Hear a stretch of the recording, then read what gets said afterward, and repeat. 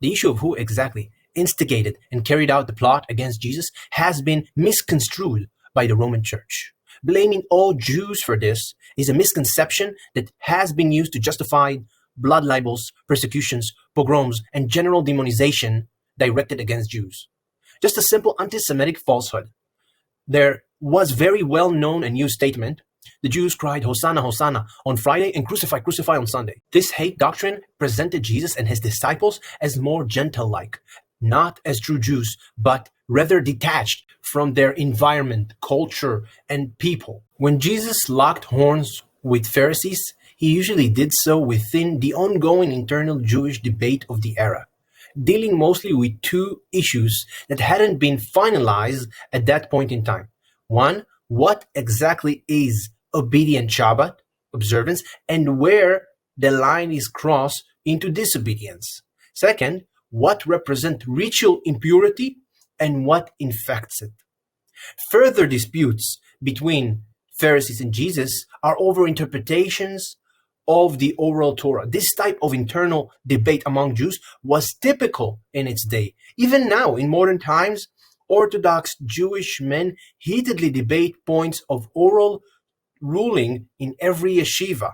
It's an ancient style of study that still exists in our time. It is of critical importance to be able to distinguish between this form of heated debate to a real hatred. Those few understandings, with everything we recently learned about the Pharisees, leaves us with an absolute conclusion. Pharisees were no enemies of Jesus. Now the question rises, who then? Some scholars have referred to a trinity of evil present in Jerusalem in the time of Jesus. 1. Rome, with its provocative and avaricious governors. 2. The privileged elites of Jerusalem society, whose position and wealth were safeguarded by their cooperation with Rome. And 3. Sadducee high priestly families, who held sway in the religious life of the city and controlled the temple treasury and the street prices around the temple complex. The immoral levels of profit at the expense of the pilgrims by the chief priests and elders, as they repeatedly referred to in the Gospels, served a dual purpose: to line their own pockets, but also to make generous contributions to the Roman governor, who in return would maintain their position of privilege. A considerable number of criticism and condemnations of these people is recorded in Jewish writings from that era. All three synoptic gospels are consistent in these accounts relating to the chief priests, elders, and scribes, with never a mention of a Pharisee from the moment the plot against Jesus was hatched. Even in Jesus' birth time, the scripture tells us who is in power and of influence. Matthew 2:3, when Herod the king heard this, he was troubled, and all Jerusalem with him. And when he had gathered all the chief priests and scribes of the people together, he inquired of them where the Christ was to be born.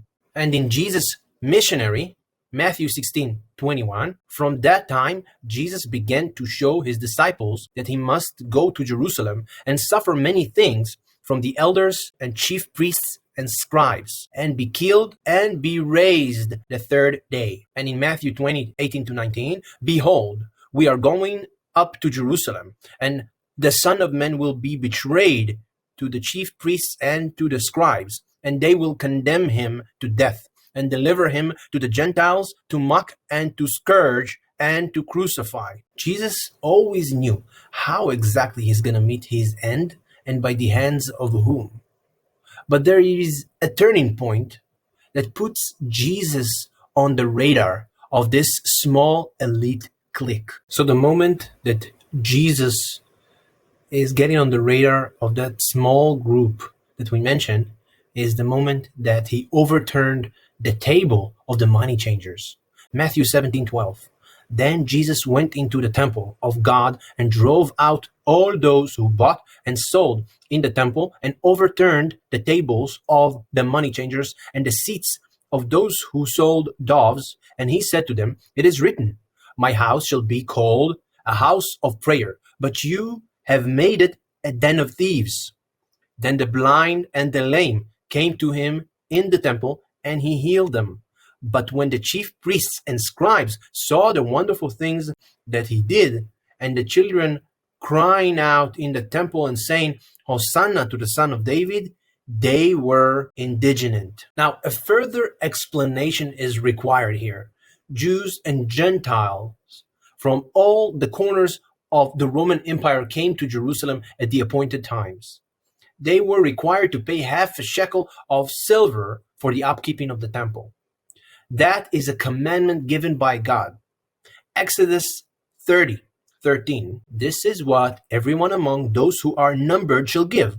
Half a shekel according to the shekel of the sanctuary." A shekel is a 20 gerahs. A half a shekel shall be an offering to the Lord. Everyone included among those who are numbered from 20 years old and above shall give an offering to the Lord. Not only did Jesus knew and had no problem with it, we read that he paid it himself. Matthew 17:24. "When they had come to Capernaum, those who received the temple tax came to Peter and said, 'Does your teacher not pay the temple tax?' He said, 'Yes.' And when he had come into the house, Jesus anticipated him, saying, 'What do you think, Simon? From whom do the kings of the earth take customs or taxes? From their sons or from strangers?' Peter said to him, 'From strangers.' Jesus said to him, 'Then the sons are free. Nevertheless, lest we offend them, go to the sea, cast in a hook, and take the fish that comes up first. And when you have opened its mouth, you will find a piece of money. Take that and give it to them for me and for you.'" From this, we understand that Jesus didn't think he needed to pay the tax for the temple. Not because he didn't believe in paying the tax for the temple, but because he is the Son of God, and the Son of God should not pay tax for the temple for God. But he decides to go ahead and pay it to at this point of time, not to withdraw an unnecessary attention. So he sends Simon to retrieve, by a miracle, of course, the coin to make sure that he pays for both of them. Now, since we mentioned all of that, we might as well bring up another interesting anecdote. All of Jesus' disciples were under the age of 20, except Simon. When we read the verses we just did, it explains itself. A rabbi was always responsible to cover all the needs or financial needs of his disciples. So Jesus does exactly that. He pays the tax for himself and for Simon, the only disciple that is above the age of 20. If you remember, we read from Exodus, the tax that people are obligated to pay is only above the age of 20. Now back to our point. So why did Jesus turn over the tables?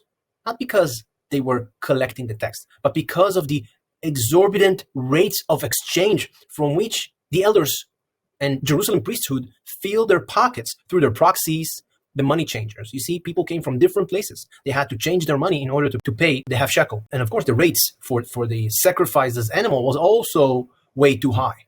That was what Jesus was upset with.